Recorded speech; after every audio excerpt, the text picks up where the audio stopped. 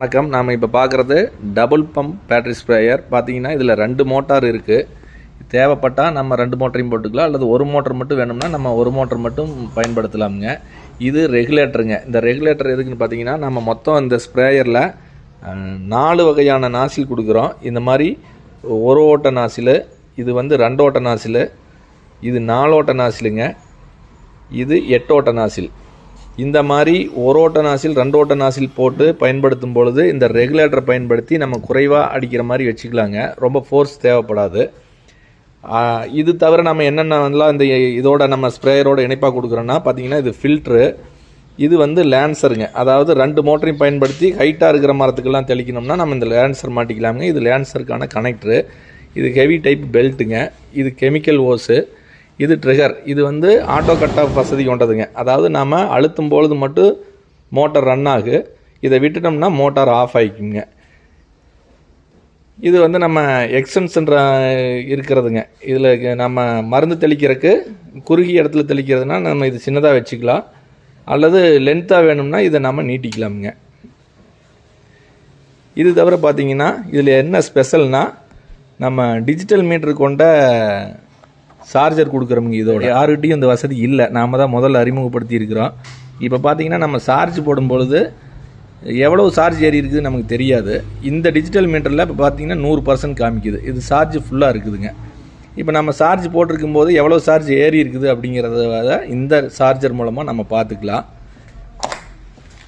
இது தவிர பார்த்தீங்கன்னா நம்ம அடிஷனலாக தேவைப்பட்டால் வாங்கிக்கிறது வந்து நம்ம இந்த மாதிரி ப்ளோயர் இருக்குதுங்க.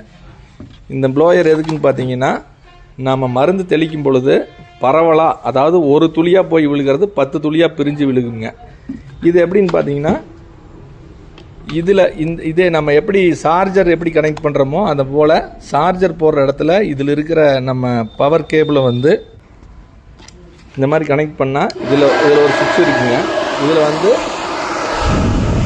இதில் முன்னாடி ஏர் இதில் பார்த்தீங்கன்னா 2 வகையான நாசில் போட்டுருக்கோம்.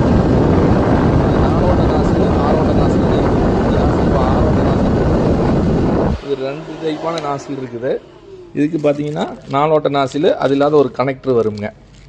நாம் இதில் வந்து நம்ம டேங்கிலிருந்து வர்ற கெமிக்கல் ஓஸை இங்கே கனெக்ட் பண்ணணும். இதில் இருக்கிற பவர் கேபிளை வந்து சார்ஜ் போகிற இடத்துல கனெக்ட் பண்ணணுங்க. ஒரு துளியாக போய் விழுகிற தண்ணி இந்த மாதிரி ஃபேன் போட்டு இந்த ப்ளோயர் பயன்படுத்தும் போது 10 சொட்டாக பிரிஞ்சு விழுகுங்க. அந்த மாதிரி பிரிஞ்சு விழுகும்போது நமக்கு வந்து குறைவான அளவு மருந்துலேயே அதிக ஏரியாவை தெளிக்கலாமுங்க. இது பார்த்திங்கன்னா நல்லா ஃபோர்ஸாக காற்றடிக்கும். இந்த ப்ளோயரில் மொத்தம் 2 நாசில் வருங்க. 4 ஓட்ட நாசில் ஒன்று, 6 ஓட்ட நாசில் ஒன்று. இப்போ நம்ம அந்த 6 ஓட்ட நாசில், 4 ஓட்ட நாசில் போட்டு நம்ம இப்போது ஸ்ப்ரே பண்ணுறோங்க. அதை பார்க்கலாங்க. பரப்பில் நின்று தெளிக்கும் பொழுது கிட்டத்தட்ட ஒரு 12 அடி தொலைவிற்கு அது ரொம்ப தெளிவாக எல்லாம் பரவலாக போய் தெளிக்குங்க. பேட்டரி பொறுத்த வரைக்கும் நம்ம ரெகுலராக பயன்படுத்திக்கிட்டு இருந்தால் தான் வந்து அதிக லைஃப் வருங்க. அப்படி அதிக பயன்பாடு இல்லை, நான் குறைவாக ஒரு தடவை தெளிச்சுட்டு கேப் அதிகமாக இருக்குது அப்படின்னா நம்ம பாருங்கள் இந்த மாதிரி எல்இடி பல்பு கொடுக்குறோம். தேவைப்படுறவங்க இது வாங்கிக்கலாங்க.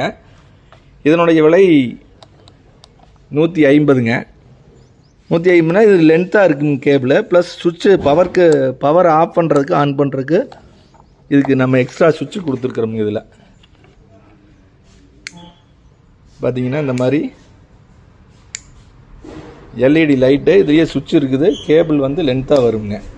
நம்ம இதை வந்து மினி யூபிஎஸ் மாதிரி ஒரு இடத்துல இருந்து இன்னொரு இடத்துல நம்ம எடுத்துகிட்டு போய் பயன்படுத்திக்கலாங்க. ஒரு தோட்டத்தில், மோட்டார் ரூமில், அல்லது கால்நடை பராமரிக்கிற இடத்துல, அந்த மாதிரி இடங்களில் கொண்டு போய் வச்சிட்டோம்னா நம்ம கரண்ட் வசதி இல்லாத இடத்துல கூட நம்ம இந்த மாதிரி லைட் எரிய வச்சுக்கலாமுங்க. உங்கள் தேவைக்கு தொடர்பு கொள்ளவும். அக்ரி விவசாயிகள் வணிக மையம், ஈரோடு, சேலம், கொடுமுடி, வந்தவாசி.